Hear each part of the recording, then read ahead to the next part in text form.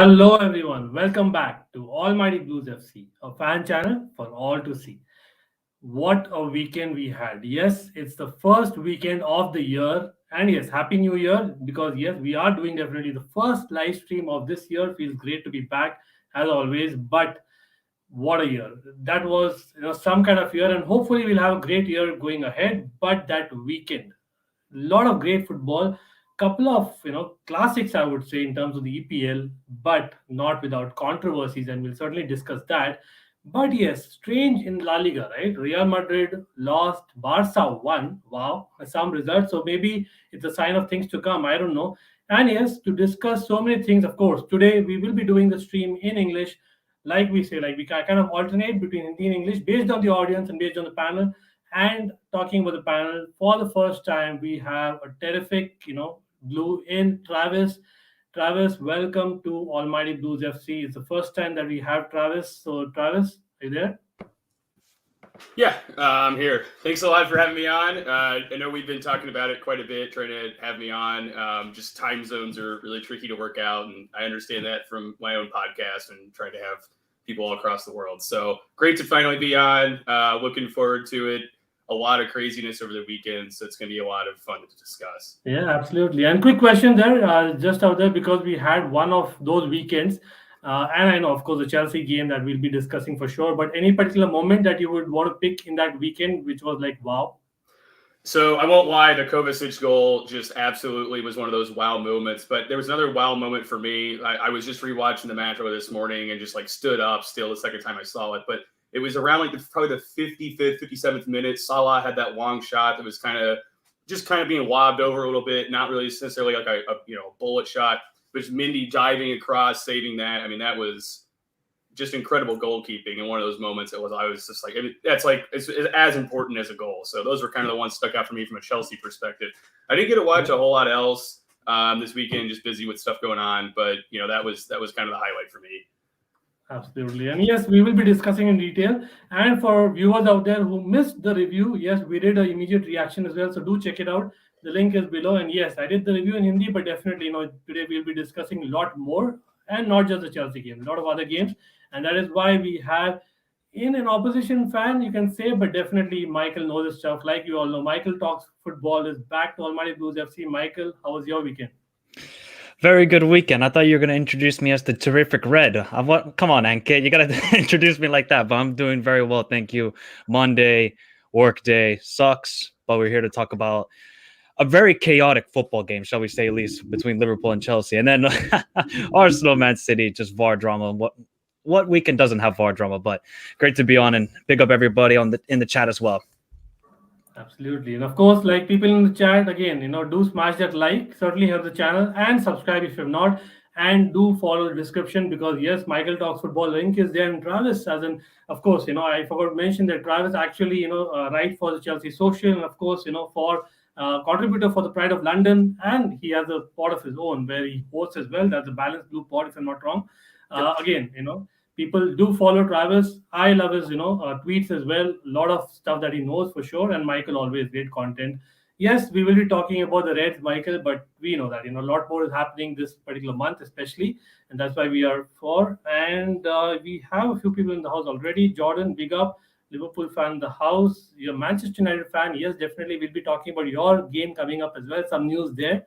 And Shrey, big up, of course, and Sports Wire, of course, right? And then again, people do share the link, but yeah, don't miss anyone watching. Smash that bell notification icon so that you know whenever we are live.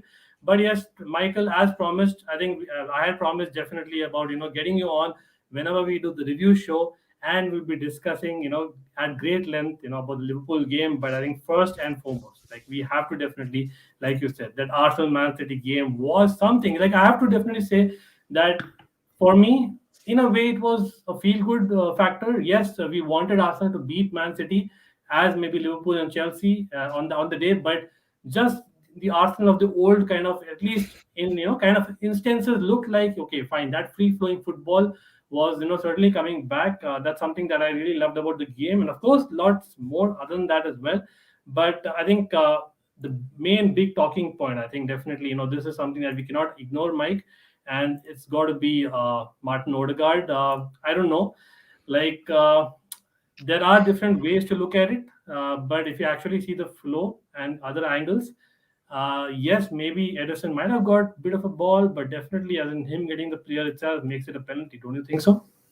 Yeah, I think this is a penalty, to be honest. I mean, at first I thought it wasn't a penalty because I thought Ederson slightly got the ball ahead of Erdegaard, but at the end of the day, it's just, I mean, VAR just didn't take its time to review the situation or have these sort of steal shots like we're seeing right now. It's easy to get these sort of shots a couple hours after the game, and then you can discuss about it. But when the game's happening, you got to make, because, you know, people are going to get pissed off. Oh, why is it taking so long? Why is it taking so long? So that's the problem with VAR as well, is that we don't get these still shots like we're seeing right now. But I mean, if looking at these photos and looking after the game, I think it's a sort of penalty where it's not clear cut to me, but I think 60 out of 40, those are given as a penalty.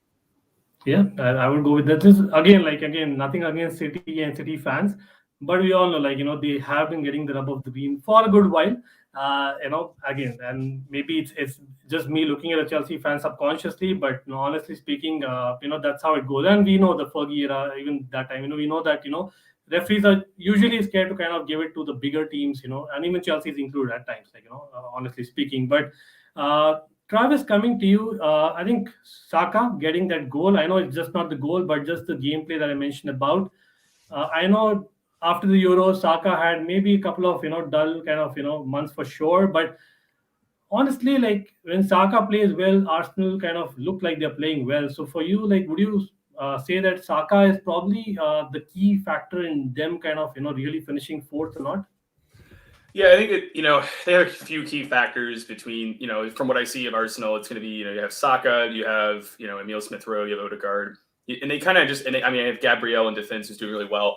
I feel that, or at least, I don't know, I see some Arsenal fans that argue against that. But I think that what's interesting about Arsenal is it sort of feels to me, I don't know if they're at the same level as what Chelsea 1920 were with Frank Lampard, but I do see some parallels there. And I saw a lot of Chelsea fans even talking like on the Twitter timeline about, you know, almost appreciative of what Arsenal are doing right now with their team. I mean, Saka is definitely one of their key players. He's one of their highest talents that they have there. In terms of what he's offering them right now, I mean, I think he has that unique profile where he can be on the wing, he can kind of be that attacking outlet. But if they even want to switch to more, you know, where he's going to drop a little bit deeper, he can probably still fulfill that role a little bit. You know, my knowledge in the player is a little bit limited so far, but, you know, he's a really, really promising youngster. A lot, you know, in a kind of a wider scheme of what's going on in England right now. There are just so many young talents that seem to be some of the biggest ones in the world right now. And the academies and, you know, the youth squads and everything in England seem to really be developing. So, yeah, I think that Arsenal have quite a bit to look forward to, given where they are in the table. They're actually pretty close. They're kind of punching their weight a lot more this season. And I think that's full credit. And maybe that's something that will tail into what's going on with Chelsea and sort of this player-manager feud that's happening and all of that. But look, Arsenal stuck by Arteta. They had this vision. They had that philosophy. They knew that if we just suffer in the short term, it might pay off more long term. And I think now we're starting to see the benefits of their patience. And that's sort of a virtue. Not many clubs these days have that, especially the one that we support. So, yeah, you know, it is. You know, I got to say, congrats to them. They're starting to really figure it out. Yeah, let's see how it goes. Certainly, you know, the time of the world again, you know, nostalgic that we are always on Almighty Blues FC. We believe in something like, you know, as in definitely positive competition. But Mike, as in again, it's about Arsenal and capitulation who kind of, you know, go hand in hand. And Gabriel, I have no words for Gabriel. Like, let's take a minute silence, everyone, like for what Gabriel did. Like, this guy is like too much. Like, you know, I think recently City got it from Jimenez, and I think that wasn't funny enough. And now Gabriel does this a minute after getting booked. Like, firstly, as in surely that was a red card. I saw some Arsenal fans, you know, saying that wasn't a second yellow. As in Gabriel was a second yellow, right? Honestly, Mike. Yeah, it was a second yellow. Yeah, because I think the first one was he was disputing about the penalty or something like that. So that's how he got because I was even confused. I was like, where did the straight red card come from? And then I had to check Twitter, and somebody was saying, oh, it came from the penalty spot. But yeah, Arsenal capitulated. Nothing new. It's just Arsenal nowadays. When you have players like Xhaka and Gabriel who just lose their head very easily, these are the sort of things that are going to happen. And especially Granit Xhaka. I do not know what he's doing on that penalty. No clue whatsoever. He grabs the shirt There should be no doubt about it. Bernardo Silva was even going down in that situation. Just let him fall. It looks like he was going to dive anyways. And then what does he do? Let me just grab the shirt just to make sure it really looks like a penalty then. Granit Xhaka, he's a good player, but he is not a player who's going to get you to the next level if you're Arsenal. You need to eventually replace this guy because I wouldn't trust him in my team at least. But Arsenal, they should have won this game, and that's because Martinelli missed that open net. They can blame all the refs they want, but Martinelli actually missed an open net. So, okay, yes, the referees had a little bit of a hand. They gave the red card. They gave the penalty. Just so much drama. Arsenal capitulating, and then, Rodri with just a scrappy goal, really. Great pass from De Bruyne. Fantastic pass. So, Arsenal capitulating. Nothing new. Yeah, I think well said there, definitely. And again, I'm not sure if we have yet Arsenal or City fans in the house.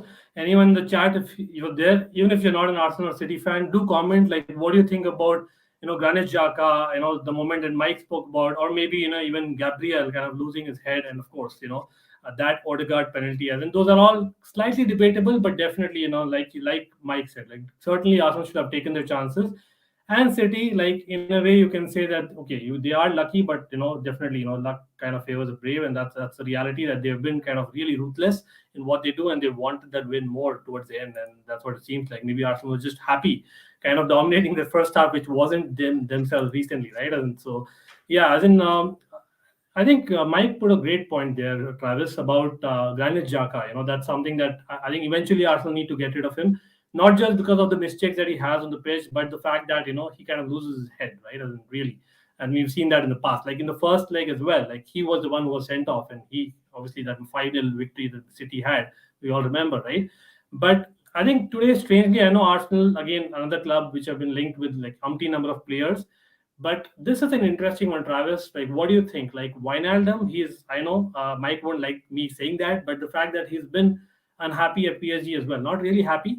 So apparently there is basically a proposal of him coming to loan, especially since I think both Partey and Elneny are going for the African Cup of Nations. So I don't know, Travis, like, do you see that a realistic possibility, or who's there really for Arsenal as an option? Yeah, I think so. First, like with Granit Xhaka, you're right. He kind of has this up and down history of Arsenal, right? He's been the captain. He's lost the captaincy, which is actually a trend right now with most former Arsenal captains. They've kind of been disgraced in their fallout as captain. If you go back even to like the Robbie Van Persie days, the Cesc Fabregas days. So I think that looking at Xhaka, it's really interesting dynamic, because when you talk to some people, that are from Switzerland and have this sort of national team background with him, they always will comment that it's such a different player between the national team and what you see at Arsenal. And I've asked them, why is that? Is there a big difference in the system and the tactics? What's going on? They're like, really, he's not being used differently. Nobody really knows exactly what the answer is. I'm not sure what it is either, because sometimes I watch Xhaka and I'm really impressed. Other times I'm very he's very mediocre. Other times you're watching, you're just like, what is this guy doing? So I think if they're going to look to move on, that's probably the right thing eventually. But if they're going to bring somebody in this summer, when you talk about Wijnaldum, I think Wijnaldum is a good player for them. But when you look at the profiles of what Partey and Xhaka offer, more that more rugged central defensive midfielder, something in that mold, that's where I wonder how much Wijnaldum would fit into that profile of player and how that would work with them. Especially because they really, if they kind of lose that steal in the midfield protecting that back line, I'm a little bit worried. How well can they sustain what they are building if they're going to lose that? So I think if they're going to go after somebody, it depends upon what their price tag is, what they're looking to spend. If they want to do short-term move, they want to do an eventual long-term move. I think those are kind of the considerations. But from a playing standpoint, I think Wijnaldum would be. I think it would be an okay option. It might not be the best option out there. If they're going to look within the Premier League for more of a defensive midfielder that's a little bit more affordable. I think Wilfred Ndidi from Leicester could be an option for them if that's something that they would look for. But he's also going to be at AFCON with Nigeria. So that probably complicates that a little bit more.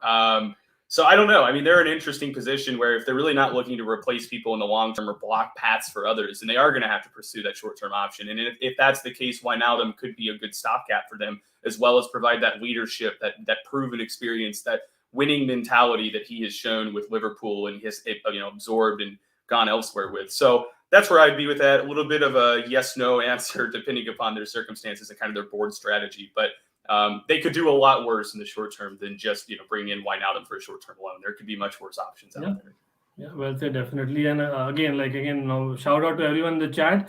Yes, no problem, definitely. And all the best for the stream, and we'll catch you soon. And of course, you can always rewatch the stream. And the ref in the City Arsenal game was same ref who gave a goal when ball clearly hit side netting and was suspended again and again, still chosen for big games. Well, this is something that we'll be discussing even the Chelsea-Liverpool game. And Mike, I know we've got to speak about that in detail for sure. But certainly, again, shout out to Sunday League pundits as well, and we'll get to definitely other games, and we'll be covering the entire Premier League, or the weekend here for sure. But Mike, just checking out with Arsenal, right? Because I think honestly, like, this is a game where probably they would say that it was a great game, but they kind of missed the as in the formula in the second half. But overall, like, just the recent weeks has been really good, Mike. So, Mike, do you actually see Arsenal finishing fourth, or do you think this is a flash in the pan? Like, just your predictions there. No, I think they could definitely finish top four for sure. Ever since they got rid of Aubameyang, they look like a completely different squad with Lacazette, Martinelli, Saka, and Erdegaard as the four forwards. I mean, just the pace they had when they were counterattacking. Martinelli gave Cancelo so much trouble over and over again. Obviously, Cancelo had the horrible incident the day before where some burglars came into his house. So, I mean, could that affected his play as well? Most likely, but I think Arsenal can definitely finish top four.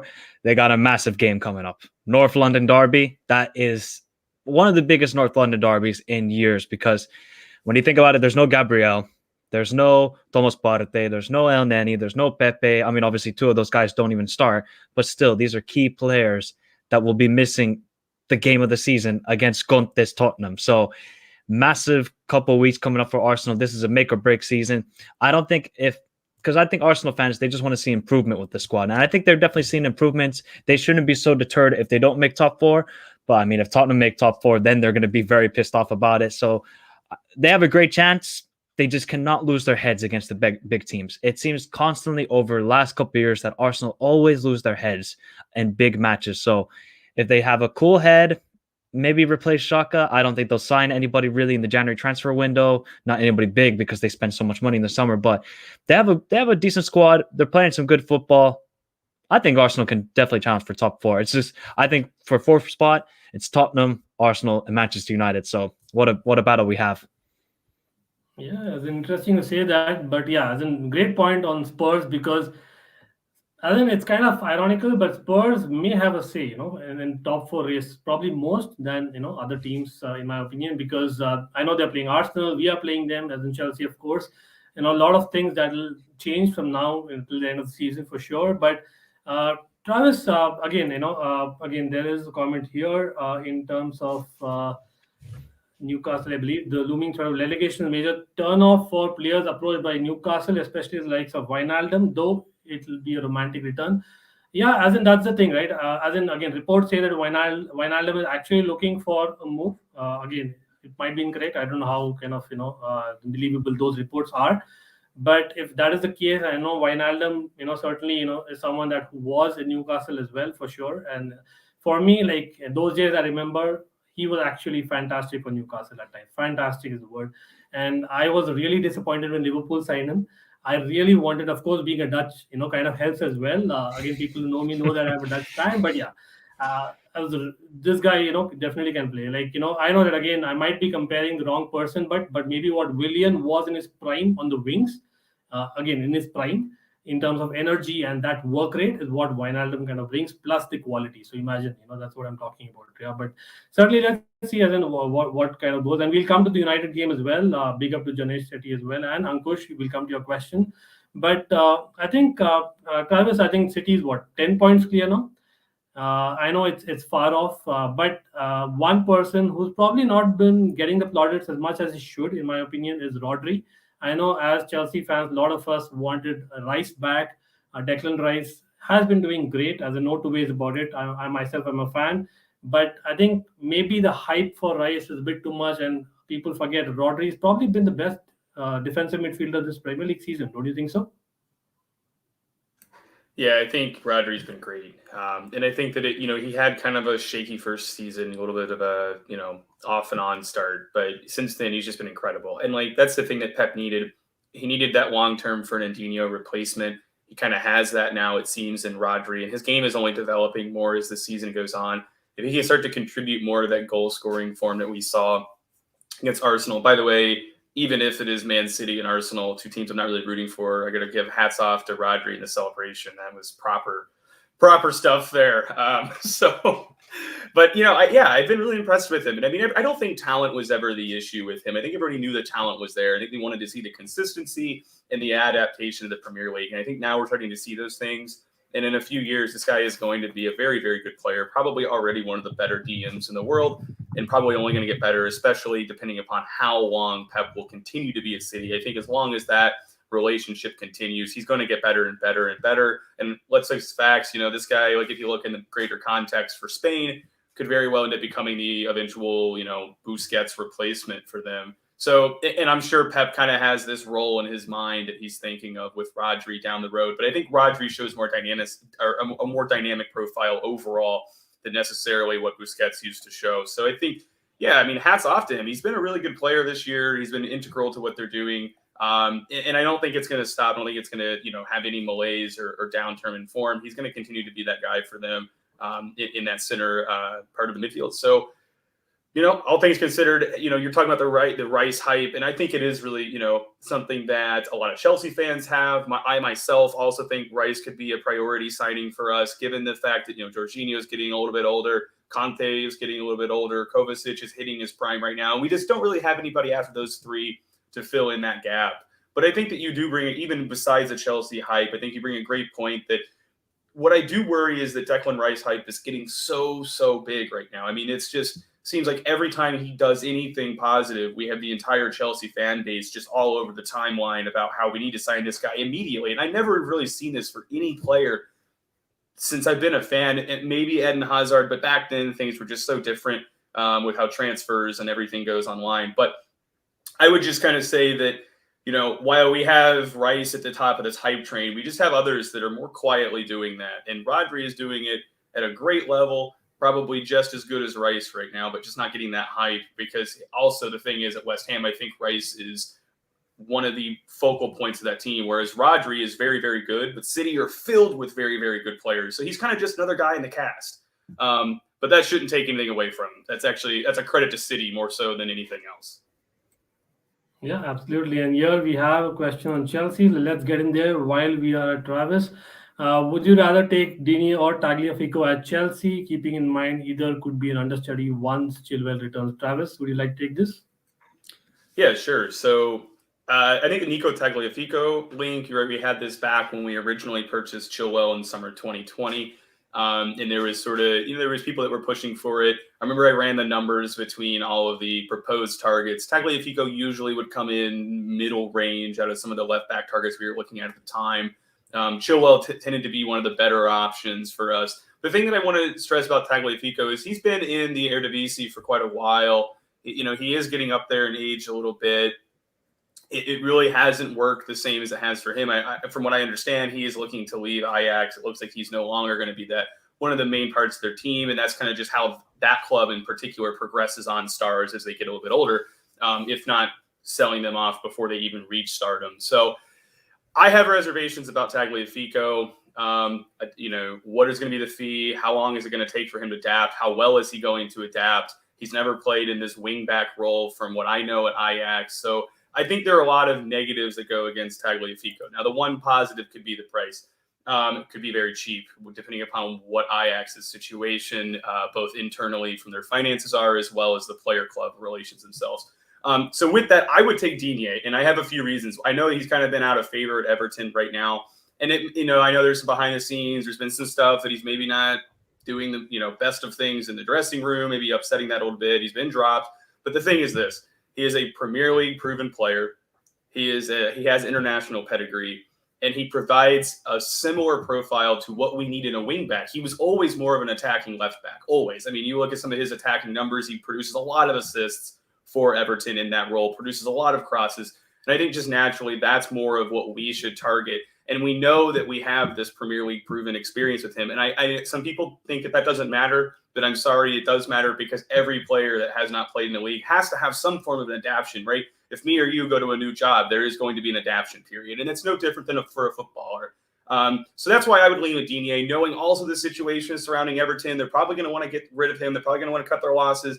If they get offered a good enough fee for a 6-month loan, why not? Or even if he stays permanently, there's no reason I don't think that Digne can be that backup, given the age and everything else involved, that he could be an easy backup, especially if Marcus Alonso is going to be moving out the door. But that's a whole other story. Marcus seems to survive every single transfer window, no matter what the circumstances are. He'll be a Chelsea. He's a cult hero. He's got to be a cult hero, man. He is. He's one of my favorites in the squad for reasons that make zero sense whatsoever. But I go Digne.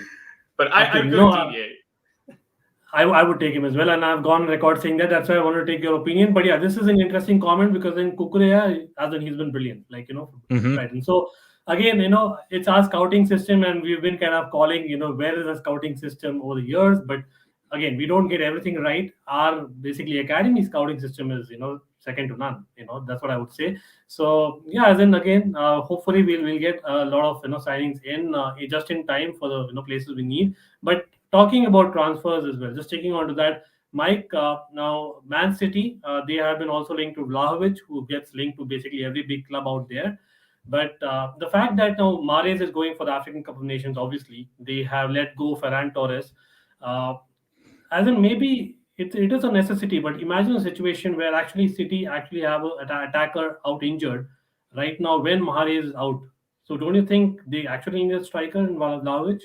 Well, I don't. Vlahovic and his agent have said that they're not going to, I think, move in the January transfer window. They're looking to move in the summer, which I think is the best thing for him. And then obviously he cares about Fiorentina as well, the club, and they're trying to push for a Champions League spot. So can't forget about that. So I don't think Man City are planning anything big in the January transfer window, but they're going to plan something big in the summer. Guarantee that. They're going to sign somebody big, and it could be Vlahovic, it could be Haaland.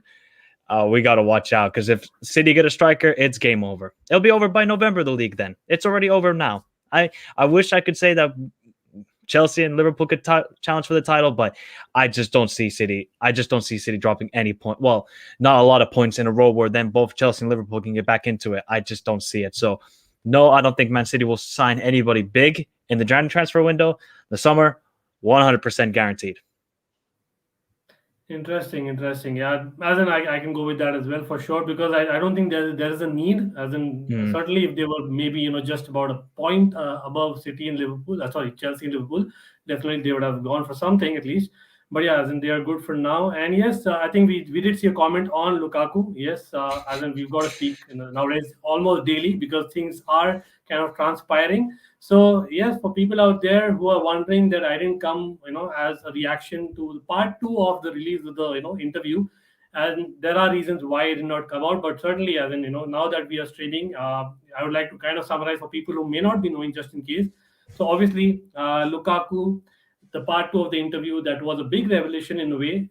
He actually went on saying about Lautaro Martinez being his buddy, and more than that, he can die for him on the pitch and whatnot.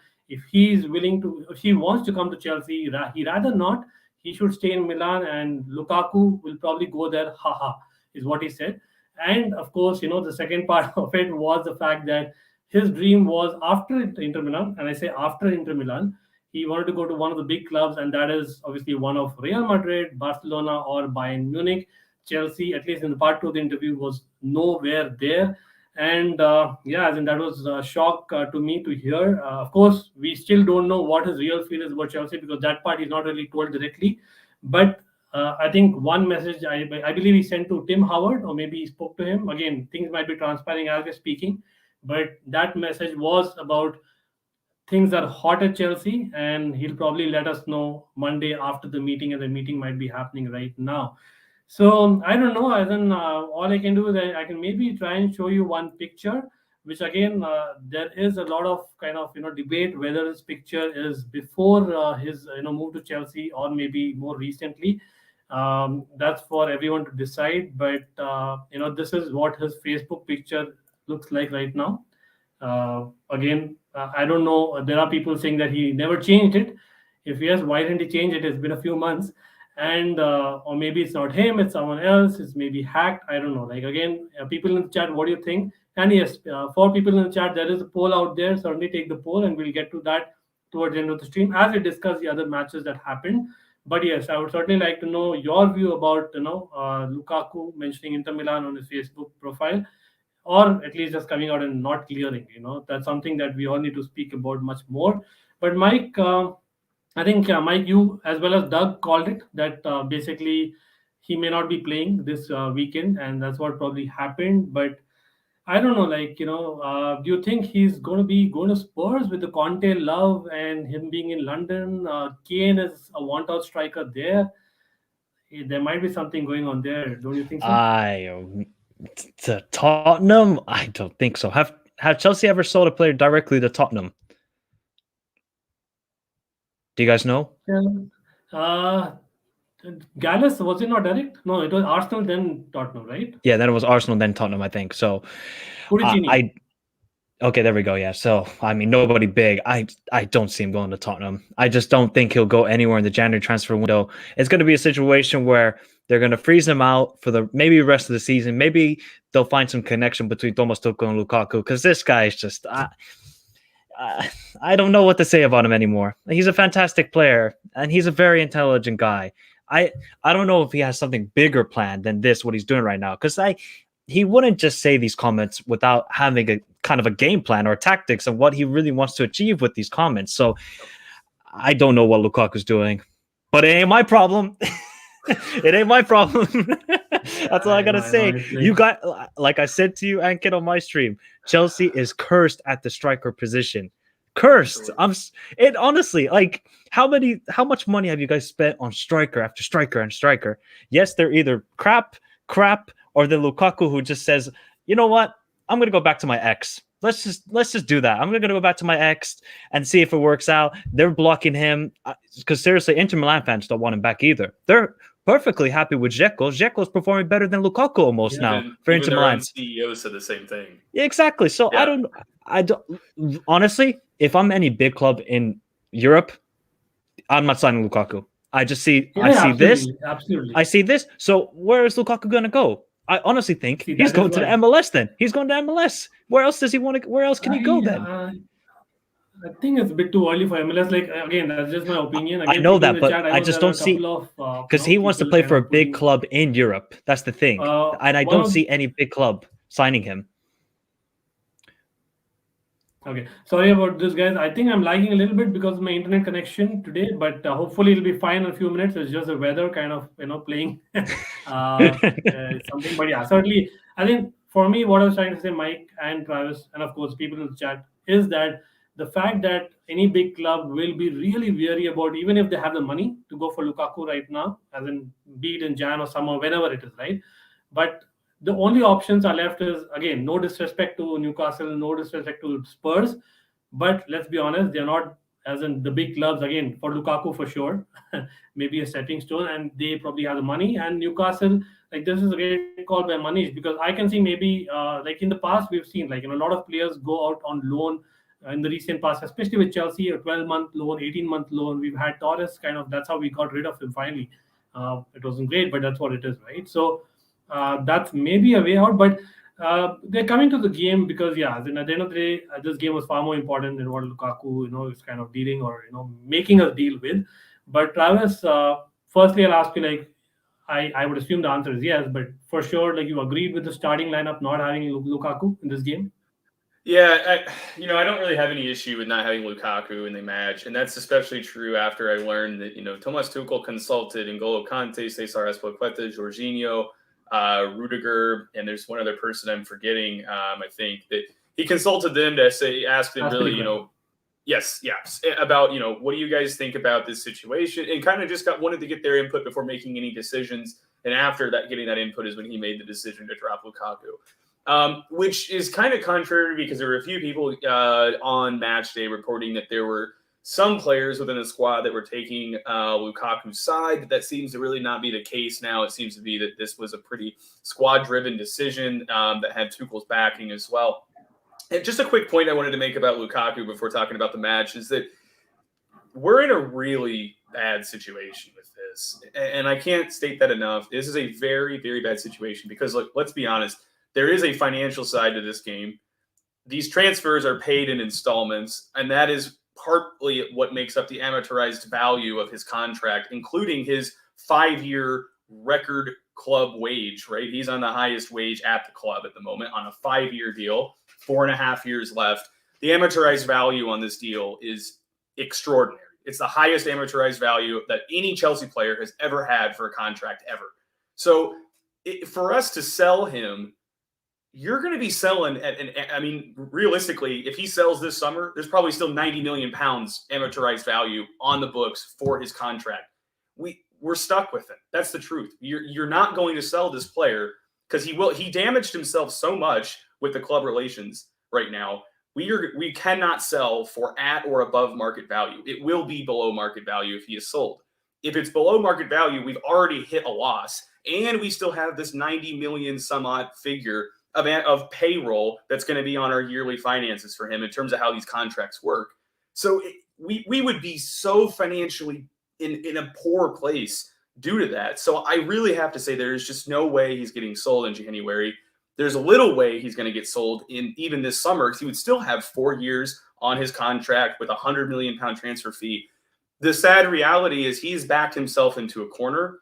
And if he is going to be like Diego Costa, I only want to go one place, then that can help us. But the issue is Inter don't have the finances to make this happen. And they probably will not have the finances to make this happen, given how things continually trend in Serie A right now. So I for the life of me, I can't see him going because of the finances involved and how big of a loss it would be and how far that's going to set us back. Because if you think about it realistically, that's like starting the summer window if we do sell him with a 90 million pound loss.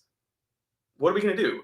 So given this factor, given the fact that Thomas Tuchel has consulted the squad, given the fact that the leaders of the squad are saying, drop this guy, my initial thought was he's going to get maluted. He's going to get thrown into the U21s, and that's it. And I don't know what to say. I'm somebody that backed Lukaku heavily since January 2021 as the guy to come in. You know, I said, given the cost, given the numbers, this is the best guy we can bring in. He also has that connection to the club. But I think that connection to the club is just more and more starting to show it doesn't matter. This guy's a professional footballer. He doesn't care. His bank account does not care where the check is being written from. And that's probably the trend that we're seeing more and more as we continue into modern football. There are exceptions to the rule, but I think this is one of those examples. And then there are other people that say, well, if you love Inter Milan so much, why didn't you just play for half the wages? Again, he's a human being. Are you going to, if your boss came to you tomorrow and said you're taking a 50% pay cut to stay here, I'm going to start putting job applications out the next day.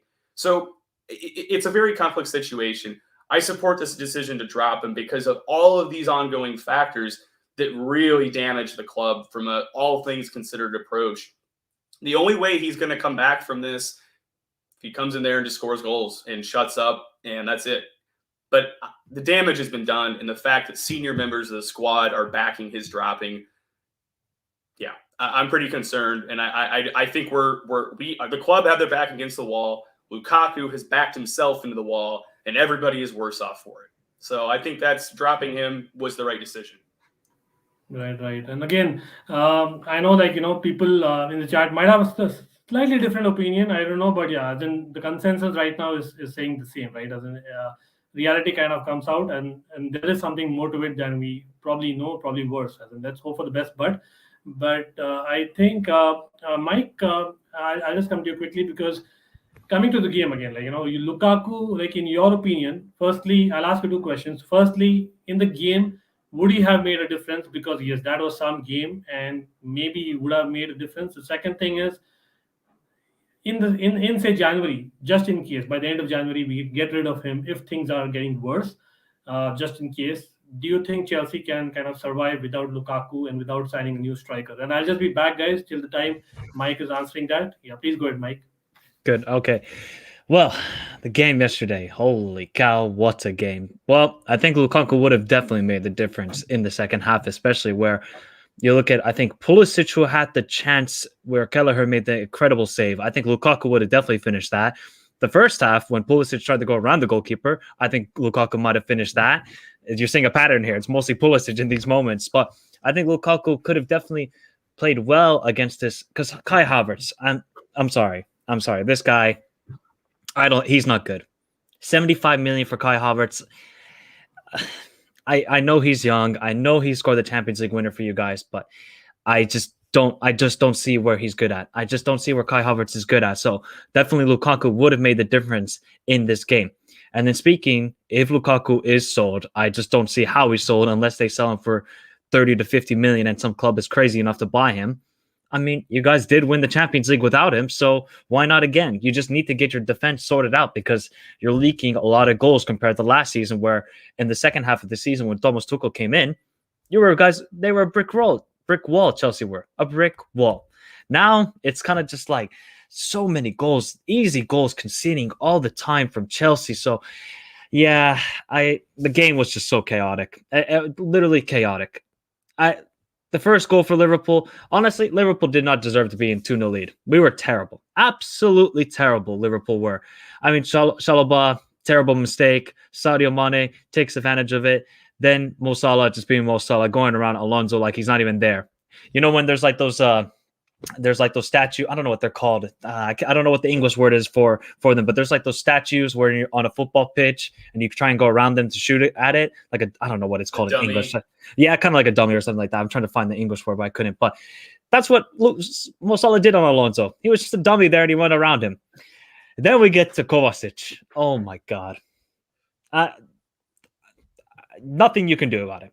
I can't blame Gallagher. I can't blame anybody. That's just a 1 in 1,000 goal from Kovacic. It's just the technique he had, leaning back a little bit as well. I dare people go outside and try and do that 100 times. You won't even hit the net. You might hit the net, but the goalkeeper will easily save it. That is a 1 in 1,000 shot right there from Kovacic. And then my boy Pulisic has to do it to me. God, Pulisic, man. Why do you have to score? He always scores against Liverpool, it seems like. Always. He always scores against Liverpool because he was having a terrible game. Pulisic, I love the guy, but he was terrible. The front three for Chelsea especially, you guys got into good positions, but just your final ball and the final third from Chelsea was horrific. Absolutely horrific. So Liverpool's defending on the second goal, just calamity. Konate pushing forward, trying to press, and nobody's tracking Pulisic's run. Great finish from him. Second half, I think you guys had better chances. I'll be honest, from a Liverpool fan, I thought Chelsea should have won the match. Mendy made a great save from Salah, of course. Is 2-2 a fair result? Maybe, just because it was so chaotic in the first half, but I think Chelsea had better chances in the second half, and they wanted to go for the win. Liverpool were just sitting back, absorbing the pressure, not doing any pressing whatsoever. I saw no pressing from Liverpool, so I was so shocked at that. I was like, where's our urgency? Where's our press? Nothing. We got the 2 lucky goals. We kind of sat back, tried to hold on to the lead, and we bottled another 2-0 lead in a match this season. Crazy game. Absolutely crazy game. What do you have to say about it, Travis? Yeah, I mean, it was like just rewatching it this morning. It was just one of those games that really reminds you of like classic Premier League, matches where it's just this frantic pace. It's this back and forth nature to it. It's kind of just living on the knife edge. You never know which way it's going to eventually break. Chances are just being created and goals being scored. Very pedestrian play, a couple passes, boom, boom, boom, goal. I mean, it was one of those matches as a neutral fan. It's an incredible match to watch. Even as a fan of Chelsea, I found it to be pretty, all things considered, I think a draw was the right result. I think you got to give credit to Liverpool. That first goal is a mistake. It's an individual error. But look, individual errors can undo the collective effort. And that's the exact case of that happening. And that's not, Chalobah really, he's been good for us all season. I'm not going to slate him too much for that mistake. But I think the one thing to remember is he is playing center back in a back three, and he was playing as a defensive midfielder last season when he was on loan and really performing well. So he is kind of adapting a bit to a different position, even though he's being used in a way that's somewhat similar. It's still different. So I think that is something you can kind of brush under the rug, given where he's been this season, how he's performed, all those things. But looking at it like in a wider context, right? Mo Salah, he always gets a goal against us too, just like Pulisic always gets a goal against Liverpool. But you're right. The comments you're making about that are, with Kovacic's goal, it really is truly a 1 in 1,000, maybe even more chance. When I saw that, I'm like, That's the best score. That's the best goal that Kovacic is going to score in his entire career, and that's that. That's it. I mean, he scores like 5 goals in his whole career anyway, so there's not too many to choose from as the best. But I would definitely say that that goal is just one of those incredible wow moments. It'll never be replicated by him in his career again, and that's something as a Liverpool fan. You see, even as a Chelsea fan, if I saw that scored against us, I'd say, well, hats off. That's just an incredible goal that no one's going to stop. Quick question, Travis. Do you think if you guys didn't score that goal from Kovacic, how were you guys going to score a goal in this game? Because honestly, as soon as Kovacic scored, the whole game just went crazy, and I was like, I just don't see Chelsea scoring in this game. And then all of a sudden, this guy decides to score the best goal of the season so far. I just don't see how Chelsea were going to score in this match. Do you agree? Yeah, I do. And that's there were some things we were doing later on in that second half up until Kovacic's goal that looked more encouraging. But it still felt, here we go, 2-0 down. We've been bad at home this year. Here we go, just another one. Chalk it up, another loss to Liverpool, and move on. And that's how it felt watching it. And even when I was seeing the kind of the notifications come in real time yesterday, I was just like, well, okay, 2-0 down early on at home. This is probably over with. They're the much better team. We're in like this borderline crisis within, in terms of what's going on with Lukaku and Tuchel in the club and all of this. I didn't see them getting a goal. So, that's pretty much sort of it. I think it's one of those spark moments that really woke the team up because we were doing a few things to get better. He scores that goal, and it really then gives the confidence to push forward. Just showing the images here. I mean, that's just an incredible goal. I mean, that's all there is to say to it. So, But I also want to say credit to them because there's so many times this Chelsea team, we just don't shoot from outside the box. I don't know what it is. It's just just take a shot. And I'm just, hats off to him. Hats off to Kovacic for just. I know why, Travis. No, I know. I certainly know. You know why? Because even that goal went to VAR. I couldn't believe that, and I'll show you something. Let's take a moment and actually look at Thomas Tuchel's reaction to that particular, effort from Anthony Taylor and co. Crazy,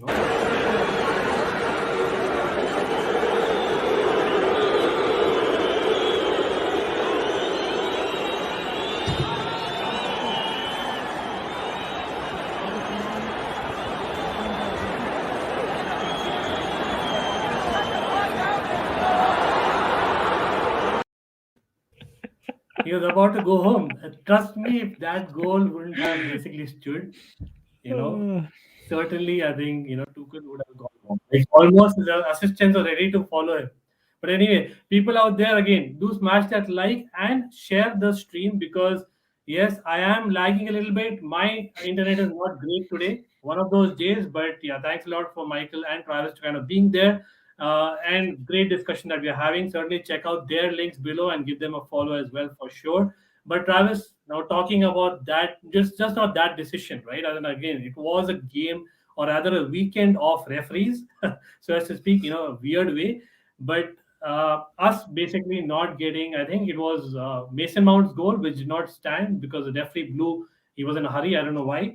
And against Brighton, that is, of course, Pulisic penalty, which I think for me it wasn't a penalty, honestly speaking, but it could have been given as well. And Tuchel was, really, livid with that, not even going to VAR, and that's his point. And also the Hudson-Odoi pass that just, straight up the Brighton player just knocks it down with his hand, and nobody, it wasn't even reviewed, wasn't checked, nothing. Exactly. At least a review, like the fact that I think he points about Anthony Taylor, the same referee being there. I think one of them in the comments did mention earlier in the season when it came to Reece James red card. Yes, we can debate it was a red card or not. Maybe it was. Let's be honest, maybe it was.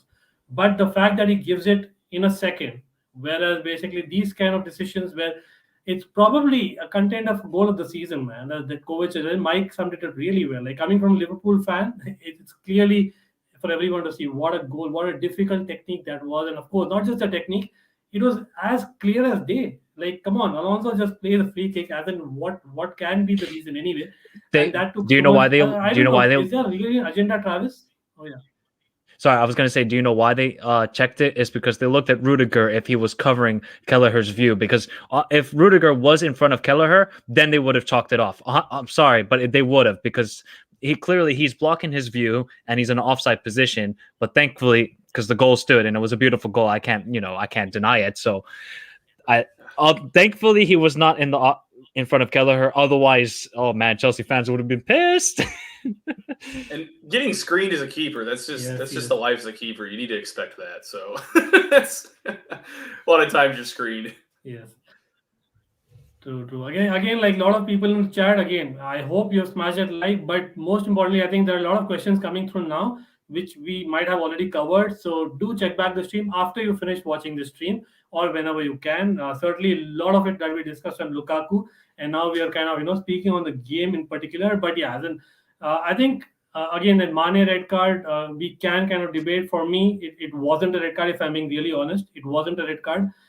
Yes, you can say the intent was there, but again, I don't think the referee can be sure enough that the intent was there. Maybe if he would have hit with the elbow clearly, then he would have surely got a red card. But the fact that he was lucky, Mane, in a way that the forearm kind of hit Azpilicueta's face, and that's where you cannot really be sure of the intent. And I think for we as neutrals as well would like to see a good game of football, and I don't think we would like a Chelsea player also to be sent off in such an instance. Maybe Azpilicueta and Tuchel because of the fact that it was so early on. Yes, Mike, please go ahead. I just don't understand. Azpilicueta didn't even jump. When you jump as a human, do you jump like this with your sides with your hands next to your side? I don't think people understand. When you play football, when you're jumping in the air to go for a header, your hands just go up in the air to try and get in good position with the player next to you. If Azpilicueta doesn't jump, I don't know what you want him to do, really. I don't understand why people say that would be a red card, because Azpilicueta didn't even jump. That's my problem with it. Yes, Sadio, he is a dirty player. I'm not going to lie. Same with Rudiger. They're both dirty players, but you need those sort of dirty players in your squad. I just don't see how people can say that's a red card, to be honest, if Azpilicueta is not even going to attempt to header the ball. I think that's maybe what kind of gets into why people are going to think it's a red card, is because the fact he's defending his ground and Mane is the one initiating the contact into him. Because like when you leave your feet as a player, you're giving yourself up and you're also going to hit others, right? So, as a player, I don't know how you were always taught. I was always taught, don't leave your feet unless you have to leave your feet. You're going to just get yourself possibly hurt or draw a foul on, you're going to create a foul on somebody else.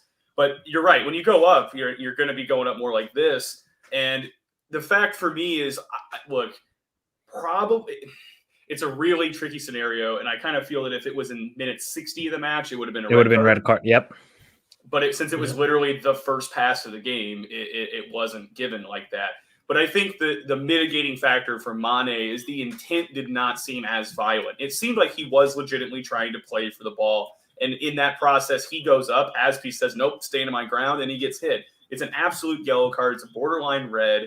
But for me, when I watched it, and that was the first thing I watched it a lot this morning, I was like, it is maybe a red card. I can obviously buy into those arguments, but to me, it lacked the absolute malicious intent that makes it a nail-on red card. So we're kind of dealing in this gray area where I think some refs maybe give that as a red, some refs don't, some refs go to VAR, some refs don't. So it is maybe a little bit of a judgment call, and it is what it is. But I can't unequivocally say that's a red card or that isn't a red card. It kind of there's options on both sides for why it would be or why it wouldn't be. And I think imagine if in the first 7 seconds, Mane is red carded, that match would be a totally different complexion. And you're talking about, if Kovacic's goal was disallowed, how angry Chelsea fans would be. Well, I mean, if Mane was sent off from the beginning of that, Liverpool fans would feel like they have grievances to air as well as to why they were cheated out of this match by Anthony Taylor. So it's a tough decision. It's a tough decision. And I don't, as a Chelsea fan, sit there and look at that decision and think to myself, it was the wrong one. I think, it was, all things considered, I can't be too upset about it. So yeah, let's talk about the positive things about the game, because yes, honestly, kudos to Mo Salah to basically score out of the angle. I know, great pass as well to him, but I think for me, again, people in the chat do comment, but for you, what was the moment of the game? And I'm going to play the moment of the game for me. I know we spoke about the Kovacic goal, fantastic. I'm a Kovacic stan. But just the fact that, again, this guy has finally come back is the moment of the game. And do comment your moment of the game as well. Here you go. Wow, you know what? So I was actually doing a watch along on, I think, Drogba, and we Actually, except for me, everyone in the panel and the chat, everyone was saying, "Oh, the match is over" when it was 2-0. And I said, "No, come on, we have someone who can do something out of nothing, and this is the man." And I don't know, people in the chat, how many of you thought the match is over? And I really thought no, so. But I'll come to Mike because I know, Mike, you are a Pulisic fan, kind of mixed feelings. How did it feel? God damn it. God damn it.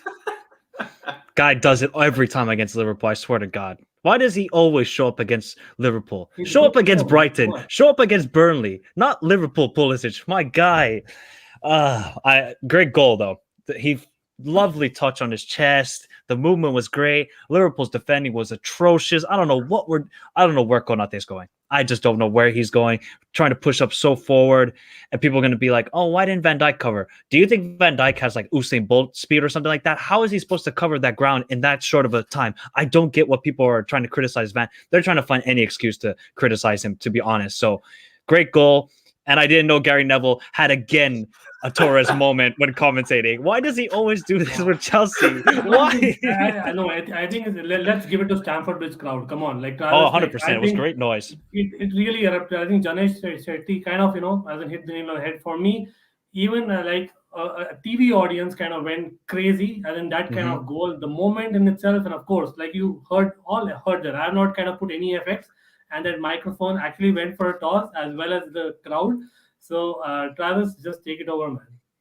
Yeah, I mean, I think that's undoubtedly Pulisic's best goal as a Chelsea player. He's had some good ones. He's had some good moments. Maybe even jokingly, he's pandemic Pulisic is kind of what you've heard before. But I think, look, he's had a tough time, and as like a fellow American, I think the issue is just the consistency, the injuries, the time off, the match fitness, the match sharpness. All of these things have just staggered so much for him due to what's gone on, being dropped out of position, injuries, national team gets beat. I mean, he just gets beat up in CONCACAF every time he comes out to the U.S. and plays. And if you're not aware, if anybody out there, if you really want to watch like the lowest form of soccer in the world, go watch some CONCACAF games. It's just like borderline brawls half the time. And it's just officiating that should not even be on the field. It's just an absolute mess. So, and as an American, I'm almost at the point where it's like, just don't play. Like, they don't protect you. You just get beat up and you hurt Chelsea. But, and Mike, I think that was a great thing you said there. Like, everybody's looking on a Liverpool's perspective to try to criticize what could have been done to stop it. And I think you are spot on. Sometimes you got to just sit back and say, all right, it's a great goal. There's not much, you can't do anything against that. If the Conte pass was amazing. Oh, absolutely. Just an unreal pass, unreal run, great touch, great movement. And then with his left foot, just to lob it right over in that right spot of the goal. And that reaction from Stamford Bridge, when was the last time that I heard something like that? Maybe the Mount goal against Real Madrid, but with a whole like limited fan, if any fans. I can't remember. We might have had a few fans at that point. I don't even remember if we had any. I think Juventus also was fairly good, I would say. But again, that was a different kind of a context. And in this context, we were really against the wall. Again, as in just the feel, I don't remember. It has been a good while, Yeah, it was a great sound to hear. I mean, it's something that, especially for Pulisic, right? Because he's kind of had, there has been a lot of stuff said about him, against him, so on and so forth recently. But, great moment for him. And I can only hope that he uses this now to kick on and continue going. And let's just stop playing him as a wingback. Let's just stop this nonsense. I don't understand because when Pulisic, obviously me and Travis probably watched the USMNT play, the USA national team, if people don't know, he is a left winger. And he is so effective in the left wing position for the USA that when I watch him play in the 10 spot or in wing back Pulisic, I'm like, no wonder he's going to be criticized because he is not in that position. He is not familiar with it. So if you're going to criticize him when he's in his natural position. It's like playing Mason Mount at wing back. Really, honestly, that's what it's like when you play Pulisic at wing back. So I'm happy for him. Just God damn it, he had to score against us every time. That's how I feel about Salah. So it's mutual. Yeah, well said, Travis. But interestingly, I had put up a poll earlier in the day, right? As in, who was the man of the match for you all? Like, really, as in for me, I called it between Kovacic and Mendy in my review video. Again, for people not there, kind of check it out. Do check it out because yes, a lot of points I had kind of discussed there as well. But I actually got most votes for N'Golo Kante, who was fantastic again. But again, it's difficult to kind of call who was the man of the match. But talking about the refs, I think, yeah, we'll go to other games as well. For people out there wondering, hey, United game is coming on, we need to speak about that. Yes, we will speak about that. But before that, even, there are a couple of other games that we need to also touch upon quickly. Now, of course, the VAR was there almost every game that happened this weekend. And the poll has come out because, yes, a lot of people kind of voted that Odegaard was an obvious penalty, which didn't come out. And that was a poll about that, which was quite obvious. But for me, Mike, Eric Dyer kind of, please tell me, that was actually a wrestling move, right? As in Watford. I didn't see it. Oh, I didn't okay. see it. So no. basically, I think Kuchka, I don't know how to pronounce that, Kuchka of Kuchka, yeah. Watford. Exactly. He literally held Eric Dyer like this and pulled him down. It's a proper wrestling move. Like it's a professional wrestling move. Like if not even any doubt. And not only did the on-field referee miss it, how on earth did VR miss it? Travis, did you happen to watch that by any chance? No, I wasn't able to see that. No, but You have to VAR watch it. just all weekend seemed like everybody had grievances against it, and I just feel like for the life of me, I don't understand why it feels progressively at each and every week like why VAR is used subjectively, and the way in which it's used, the decisions it makes are just so inconsistent. I don't know. I mean, it's a continual problem. I mean, and not just Chelsea's problem. It's a lot of teams' problem. So I don't know. Yes. I True. I don't understand. Let's stick to Spurs now that we've spoken about the Spurs moment. Of course, they won the game thanks to, of course, Son. Great cross that as in the set piece that he took. Of course, Sanchez is someone that continues to thank because he is unbeaten, and maybe he's just waiting for Chelsea to beat him when we meet him, this midweek, which we'll come to as well. But I don't know. Overall, Spurs. Good enough for you, Mike? What do you think of where do you put Spurs currently as in? I mean, they're just progressing. They're getting clean sheets and they're scoring the goals. I literally just saw the video of the Kuchka and Dyer. I can't believe that's not a penalty. How? I'm done with these refs. I'm done with VAR. Seriously, there's got to be some issues going on. This is like CONCACAF VAR, and there's not even VAR in CONCACAF. I don't understand what it is with these Premier League VAR situations, but I think the Spurs are doing okay. They need to get more of a final third productivity. That's the main thing for them right now. I don't think they have a creative guy to get them the goals. Like Harry Kane, I don't know about him anymore, really. He'll get you a goal every 3 games, 4 games. He's not that consistent goal scorer that he was. And Son put in a beautiful cross to Sanchez, but they're making life hard for themselves, really, in the last couple of games. Spurs, they really need to kill off these teams. I mean, they played against 10-man Southampton, for 60 minutes, and they drew 1-1. So I think Spurs are going to be in a top 4 battle, of course, but I think they need to get more of a creative guy in behind Son and Kane.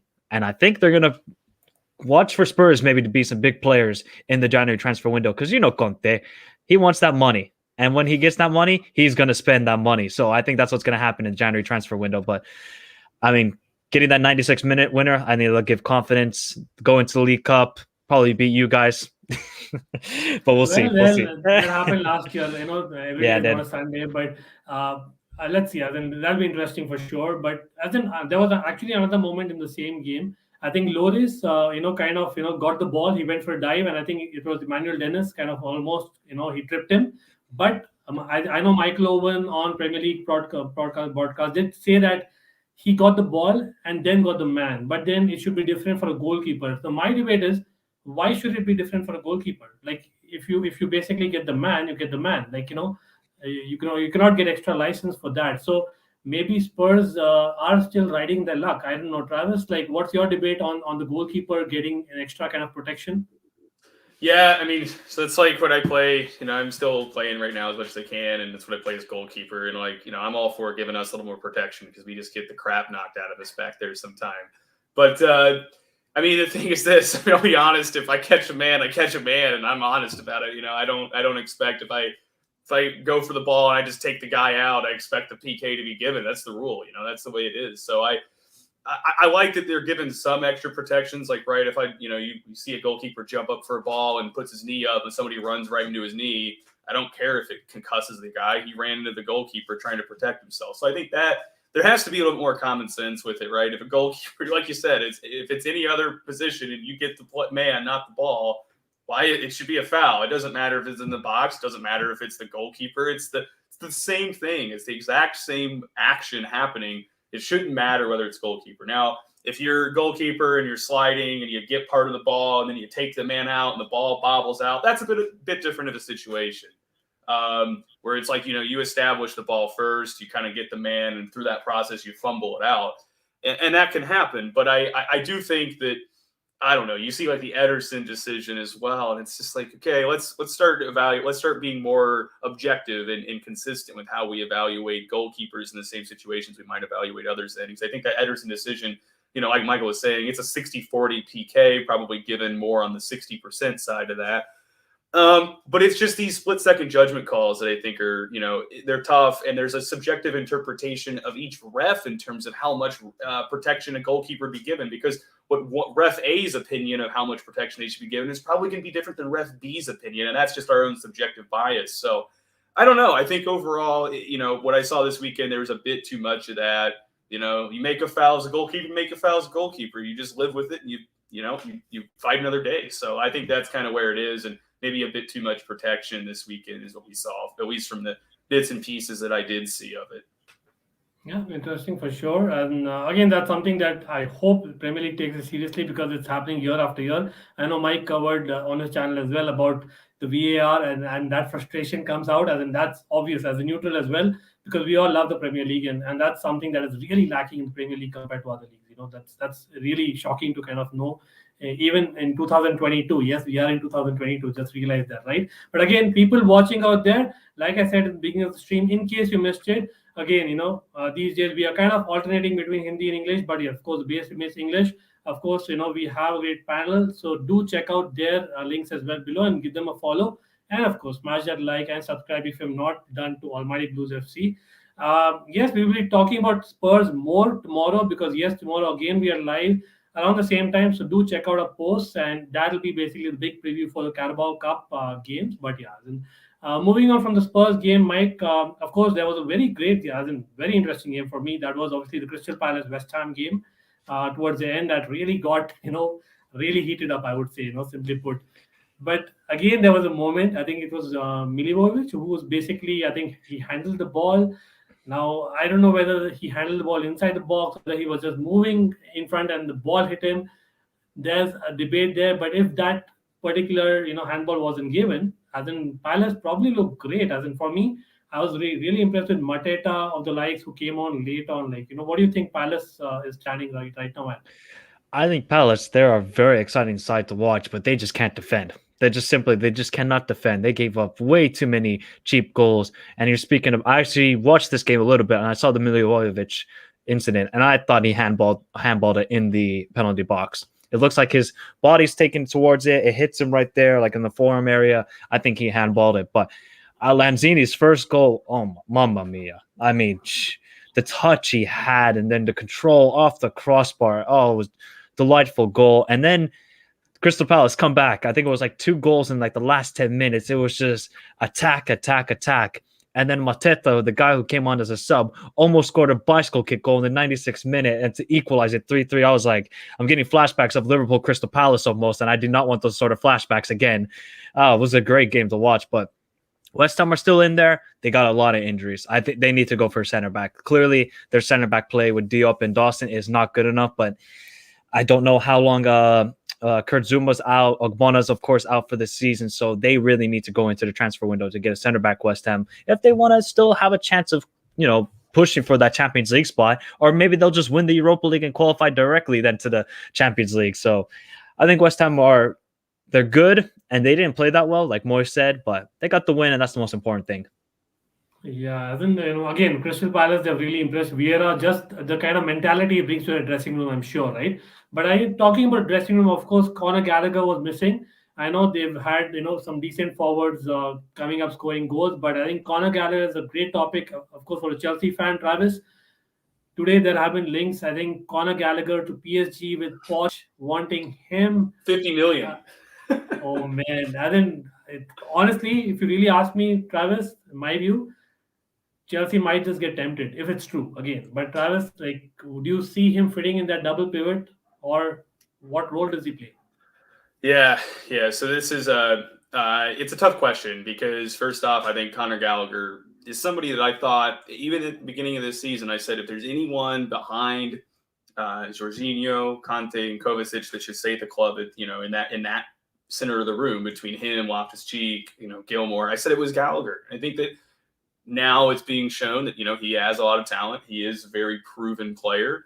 In terms of what he's offered, sorry, my boss was just texting me. Forgot that I'm off work today, but I think that he has shown a lot there, and he has that attacking spark, something that maybe we haven't had in a center mid profile for quite some time.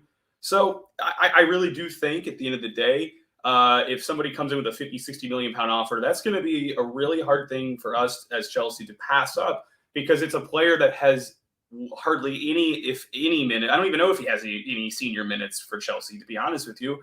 So if somebody's going to give you a 60 million pounds for a player who's never even touched the field with a Chelsea kit on, then that is starting to get into the territory where I'm like, okay, can we take a 60 million pound gamble, or do we just cut loss, get that, or cut that right now, cut that asset, take that money, reinvest somewhere else? I could see a very good argument being made for that price tag, but if the price tag is only going to be 20, 30, then I sort of say, okay, well, let's look at the ages of the squad where we are in that center mid room. Let's look at where we need to possibly add more depth, because we see Kovacic getting injured a lot. We see Conte injured half of the season for the last couple of years. And now Jorginho, the guy has been run into the ground time and time again because we don't have the depth, and we pretty much always have to start 2 out of 3 between Conte, Kovacic, and Jorginho. So we need more in that part of the pitch. So for me, with Conor Gallagher, I really want to see him stay at Chelsea. I think he's a guy that really would offer more in that center mid double pivot, especially as he gets more coaching from Tuchel. We've seen that he has that box-to-box profile, that ability to score the goals. And I think maybe a little bit more coaching with Thomas Tuchel could get him to fit into that double pivot, as well as still when we need those goals, we can maybe drive him forward, because we've been seeing others shift around, right? We've been seeing like Rudiger shift higher. So maybe Conor Gallagher could occupy that role more, shifting forward in the attack. So I think he could really work for us. But if there is a 60 million pound offer that comes in, it's going to be really hard to say no, because 60 million, 50, 60 million, you're starting to talk a very quality starting player for a top club. And that is a huge sum. That is a lot of money to turn down for a player that's never played for us. And we've seen what happened. We turned down 80 million pounds for Cho from Bayern when he was coming off of his injury, because we backed the talent. Well, how has that worked out for us? Has Cho gotten any better since he suffered that injury? I argue no a lot with people. If you look at it objectively, let's stop the Cobham talk. Let's just look at it for what it is. He has not really progressed in 3 years, and we've heard the exact same thing. I don't know how many times from each and every manager that's managed him that he needs to develop more in certain areas before he's ready. And that's where I get cautious about, hey, let's if there's a huge offer that comes in for a player that hasn't really done anything for us, we probably need to be smart and realize that we can probably identify somebody equal in scouting with that new amount of cash we were just given. So my thing is, depending upon the price, that's where I would go with Gallagher. But if that price is not hitting that 45, 50, 60 million mark, then I think you need to keep him and see what you have, because you have a Premier League player doing well right now. So Ankit, actually, I got to go. Home inspector just said he's there 45 minutes early for some reason. So I got to hop off. Okay. But again, great having you. And, thanks so much for having me on. I really appreciate it. Had a great time talking on Keith, Mike. So again, have a great rest of your day. Thanks a lot. Hopefully we can get it to happen again when the time zones allow. So absolutely. Pleasure. And we'll anyway connect very soon, and wish you all the best. And yes, people in the chat, check it out. The link is below. Travis, great, knowledgeable person, definitely. And we'll have him soon. But yes, Mike, just covering the last couple of games as well. See you, Travis. And Mike, now again, Steven Gerrard, I know, Liverpool fan, you finally would accept that basically that honeymoon period is over, and he's kind of got, 3 losses in maybe 5, if I'm not wrong. Brentford, on the other hand, just about getting that crucial victory. So I think Brentford are just about safe. I know that they were not having a great run, but you think they're safe for sure? Yeah, I'm just looking now. They're on 23 points. They're already 12 points above Burnley, but Burnley have 2 games in hand. So it's going to be a long stretch for them. They got to get some, I think, more signings up front. Ivan Toney hasn't been out the player that we thought he would be, scoring all the goals in the championship. He hasn't scored at all in the Premier League, which I'm really surprised about because he's a very physical striker, but he's sort of that kind of menace that you want. Kind of like an Antonio, but just doesn't provide the goals kind of like Antonio. So big win for them. I mean, Aston Villa just were not good enough. They were not clinical. I saw maybe half of the game. Aston Villa, and they pretty much dominated it. And then other than like the 10-minute spell where Brentford got one goal, and then the second half they got a late goal, that was pretty much the game. And then Trezeguet, did you see his dive? Oh my God. Shame. Absolute shame. Shame. Just like in Game of Thrones. Shame on him. That was disgusting. Absolutely disgusting from Trezeguet. But big win for Brentford. They went actually above now, Aston Villa. Yeah. Don't say the honeymoon period is over. They lost to Man City, Liverpool, and Brentford now. So it's a long process with Steven Gerrard. It's a long process. Well, as in they didn't meet us as well. So I would say like as in They lost to you, games, but at the end of the day, like just the way that they're playing, it's not kind of looking the same what it was a month ago, and that's why I made the statement. But definitely Brentford, I think for me, they're just about doing enough. And yes. Talking about relegation, I think Leeds, they were really looking like the team which is probably going to be favorite for relegation last week. But I don't know, all of a sudden they got some energy going and got these goals. So I think, those 3 points, in fact, that was a 6-pointer, right? Burnley, Leeds. So I think Burnley are looking pretty bad now. I know Watford are leaking goals as well, but I think Burnley, would you say probably it's time for Sean Dyche finally? That's what I predicted before the season. I said Burnley might get relegated this season. You just cannot keep using these same players over and over again with the likes of Barnes and Wood up front. They're not going to provide you each and every season 10 goals. They can't. So the honeymoon period is over. But, I mean, Watford are just absolutely atrocious. Absolutely atrocious, Watford are. What if they lost now? 7 straight games or something like that? So it's going to come down to those bottom 4 teams. Obviously can't rule out Newcastle because it all depends on how Newcastle spend the money and who they buy and if those pieces work right away. If those pieces work right away, I think Newcastle will be safe. If they don't, looks like the richest club in the world is actually going to get relegated, which would be pretty hilarious. Interesting. Yeah, as in that's something that, as just a neutral fan or maybe an opposition fan even, I would actually love to see. No pun intended, but it's just that sometimes we just love some things, right? As in for me, Newcastle kind of going down as well as, as in despite the signings that they'll make, I still feel they may go down, right? That's how it's been. But I think, Janesh City has a point. These fans made the difference. Tarkowski is just overrated. Well, I would say Tarkowski did make a mistake, but is he overrated? I feel he's, in a way, again, no disrespect to Burnley. I think he can probably do better. That's my call. Mm-hmm. What about you, Mike? I agree. Yeah, we were linked to him, by the way. Yeah, just so you know. But as in, not he that could be he could be Rudiger's replacement.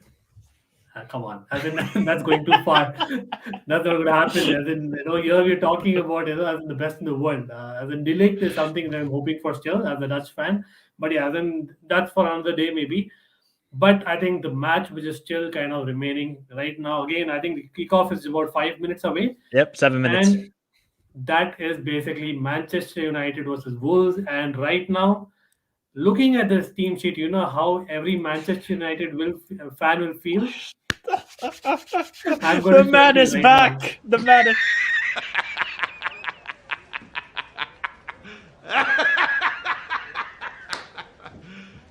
You serious?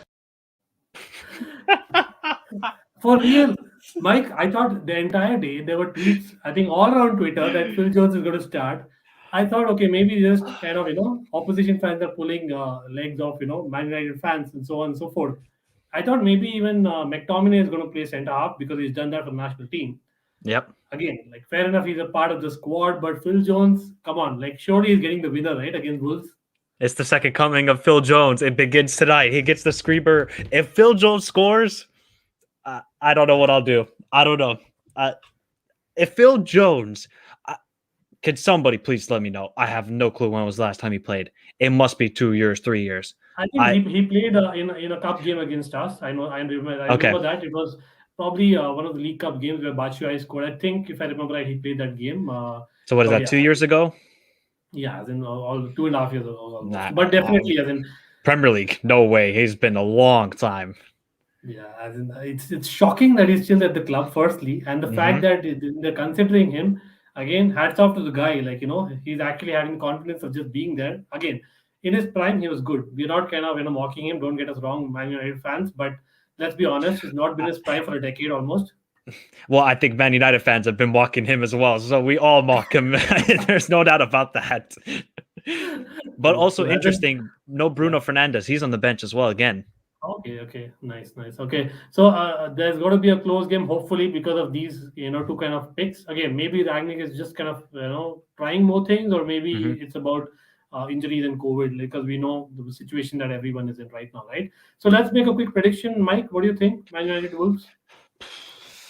This is a tough one. Wolves are they just don't score. That's the problem for Wolves. They just don't score, but they have a very good defensive setup. 1-0 United, Ronaldo, 85th minute. Wow. Ronaldo fan, obviously, I had to basically get that right. But yeah, as in, it's interesting to say that because against us, I know Wolves, we were depleted, but I think they generally look good as well.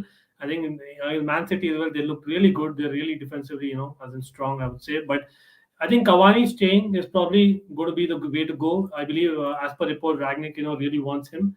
Hmm. I know Alvarez might be imminent as well, but maybe that's because him to bed in a few months, maybe, and then maybe Cavani goes. That's probably the way I see it because of two South American internationals. So I can see Cavani actually being effective in this game because of the fact that I think two forwards against Wolves setup, maybe as in they may be able to kind of get in between the lines, especially Cavani with his runs. I just think with that formation, because they're playing like it looks like a 4-4-2, basic 4-2-2 almost. And Sancho and Greenwood are going to go out Yeah. wide. There's just going to be two midfielders for Man United. If that's going to get exposed heavily, if Wolves counterattack quickly, like they kind of did where it was Newcastle against United, where Newcastle just anytime they quickly counterattack, they got in behind the United defense. So I could see a similar thing happening here with only McTominay and Matic. I mean, Matic doesn't have the legs anymore to cover the ground. So could be an interesting game. I just don't think it's high scoring because Wolves just can simply not score. Okay, interesting. Like, I want a high scoring game for once. Come on, Wolves. Like, you got to prove it. Especially, like, I know, like, a lot of links are coming through with the transfer window. And of course, we'll be speaking briefly about that as well. Because, yes, January transfer window is here. And we already spoke about Man United. But any particular transfers that you're seeing really happening with the links coming through?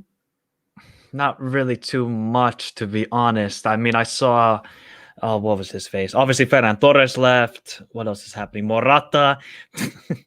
Morata in his That's funny. career is going to be playing for Juventus, Real Madrid, Atletico, and Barcelona. I mean, Chelsea, I need forgot. Come on. and Chelsea.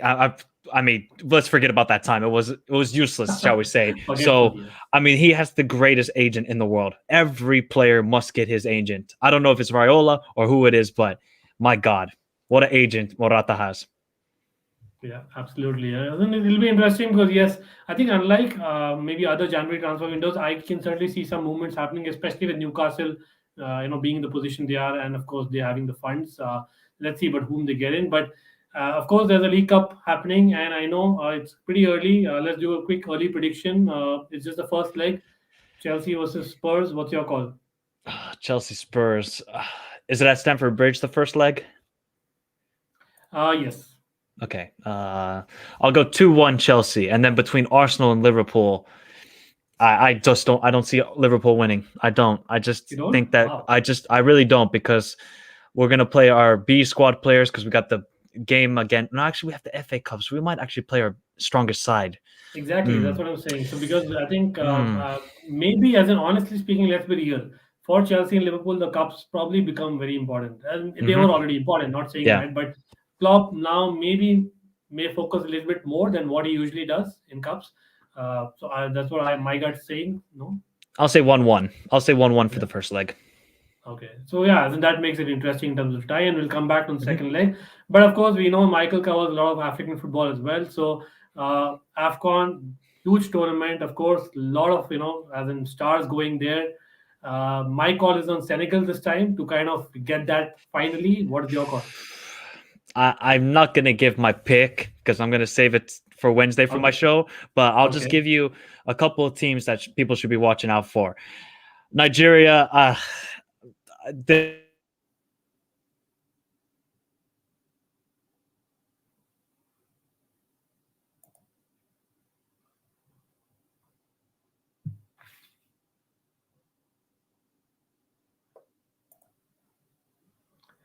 Okay, I think people, if I'm not wrong, Mike has got stuck, or is it my internet? I'm sorry about that. There we Okay, go. maybe Nah, it's just my it internet. was the internet. It was the internet. Okay, All right, okay. let me go back. So Nigeria, complete and utter mess. I just don't see them winning this tournament. Osimhen has carried this team for a very, very long time in the World Cup qualifier. So I think Nigeria will make it minimum quarterfinals. Senegal, very strong as we all know. Koulibaly is going to be the difference. He's been injured for a while. I just don't know if he's going to be healthy enough. That's my worry with them. Then obviously you have Algeria, the defending champions. Strong. I think they're even stronger than the 2019 squad. They're on absolute form. They haven't. Their manager Belmadi, one loss in 45 games. One loss. Unbelievable. They haven't lost since 2018. So Algeria looking good. And then a sleeper team I want to give for everybody is Mali. Mali are going to be the sleeper team in this tournament. They have, I don't know, I think they have 2 or 3 Adama Traores, the one from CHEvLIV who got a couple of goals in the Champions League. Obviously, you got Yves Bissouma. You got Haidara from Leipzig. Obviously, who was Gineppo. A lot of good players for Mali. So Mali are my sleeper team to win the AFCON. It would be their first time ever, and it would be Senegal's first time ever to win the AFCON. So, yeah, tournament starts Sunday. I mean, there's been so much controversy with the whole situation, people hating on it. It's just horrible to watch, but thankfully, African football will get to be on a world stage. It's even, I think, on Sky Sports in England, which is fantastic to see. So it should be an awesome tournament. Absolutely. And then again, some of the legends of the game are there from Africa, and we all kind of should celebrate it equally. Yeah, it's the telecast. You put the important point there, because the telecast, unfortunately, is not as much as what it should be worldwide. And maybe that's something that is increasing year by year every time that it is held. Hopefully, it is this time. But yes, great chat. Of course, the Man United game probably is just kicked off.